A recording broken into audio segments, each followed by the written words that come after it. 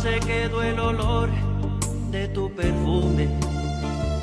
Tú eres una bellaca, yo soy un bellaco, eso es lo que nos une. Ella sabe que está buenota y no la presumen. Si yo fuera tu gato, subiera una foto los viernes y lunes.